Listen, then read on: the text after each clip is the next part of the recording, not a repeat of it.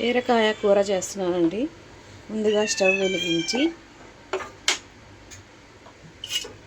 బాండీలో నూనె వేసి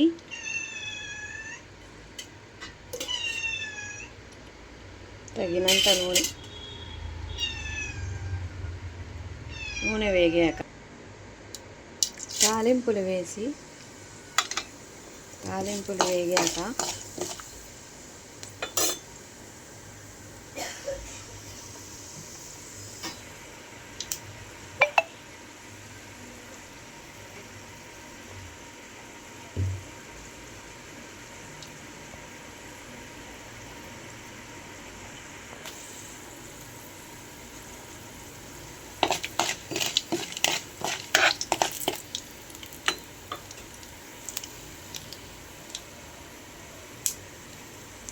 ఉల్లిపాయ ముక్కలు వేసి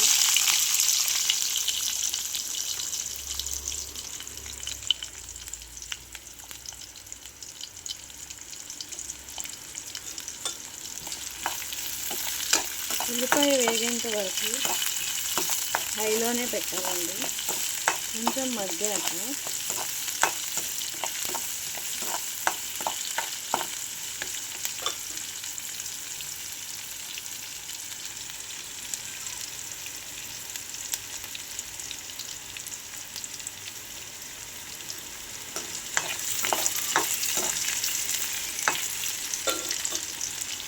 కొంచెం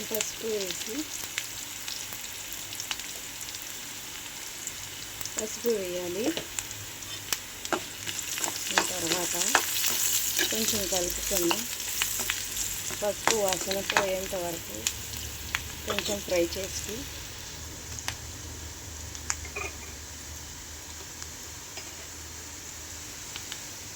ఇందులోనే ఇప్పుడు కొంచెం మగ్గింది చూసారుగా ఉల్లిపాయలు.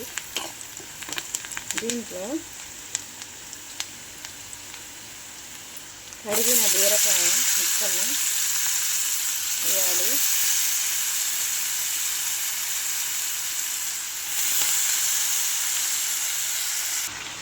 బీరకాయ ముక్కల్ని వేసిన తర్వాత కొంచెం కలుపుకోవాలండి. బీరకాయ కూర చేస్తున్నాను నేను. 5 మినిట్స్లో అయ్యే బీరకాయ కూర ఇది.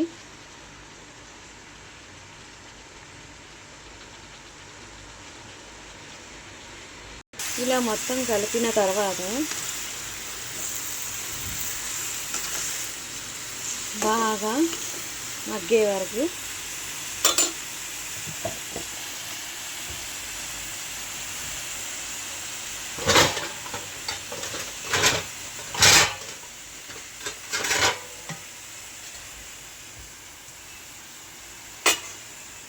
మంట మీడియంలో పెట్టి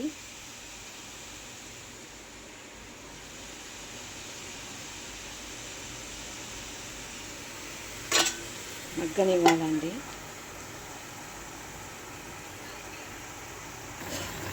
ఇప్పుడు మగ్గిందేమో ఒకసారి కలుపుదామండి. చూసారా, సగం మగ్గింది. ఈ వాటర్ అంతా పీల్చేసుకోవాలి. ఎండిపోయిన తర్వాత వాటర్ అంతా నేను హై ఫ్లేమ్లోనే పెట్టి మగ్గిస్తున్నానండి. సగం నీరు అయిపోయిన తర్వాత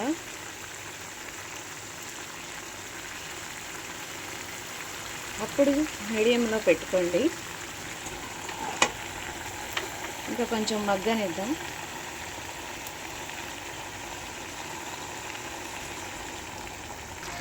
ఇప్పుడు 3/4 మగ్గింది కదండి. కొంచెం నేను కళ్ళుప్పు వేస్తాను. మన టేస్ట్కి సరిపోయినంత కళ్ళుప్పు వేసుకోండి. కళ్ళుప్పు లేదా సాల్ట్, మీరు ఏది వాడితే అది. రుచికి తగినంత కారం. మా పిల్లలు కొంచెమే తింటారండి కారం, నేను కొంచెమే వేస్తాను. మీరు ఎంత తింటే అంత వేసుకోండి. ఇలా కలుపుకున్న తర్వాత మళ్ళీ ఈ వాటర్ పోయేంత వరకు మగ్గనిద్దాం. అప్పుడే టేస్ట్ బాగుంటుందండి. నూనె పైకి తేలేంత వరకు మగ్గనివ్వాలి. మనకి బీరకాయ కటింగే లేట్ అయింది, కానీ కూర మాత్రం 5 మినిట్స్లో అయిపోయిద్దండి వండడం. సరే, ఇప్పుడు ఎంతవరకు మగ్గిందో చూద్దామండి.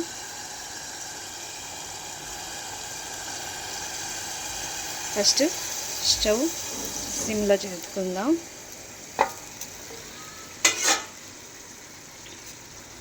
మంట తగ్గించిన తర్వాత చూసారా, వాటర్ మొత్తం సరిపోయింది. ఇప్పుడు ఇలా ఉన్నప్పుడు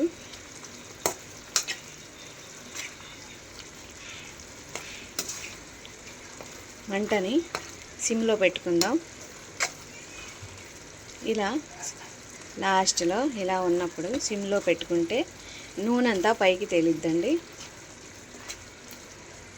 నూనె అంతా పైకి తేలిన తర్వాత ఇంకా స్టవ్ ఆఫ్ చేసేసుకొని తినేయడమని. ఇలా ఒకసారి చేసి చూడండి, టేస్ట్ చాలా బాగుంటుందండి.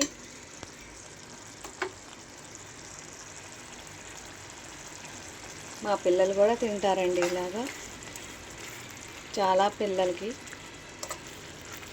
బీరకాయ అంటే అస్సలు ఇష్టం ఉండదు.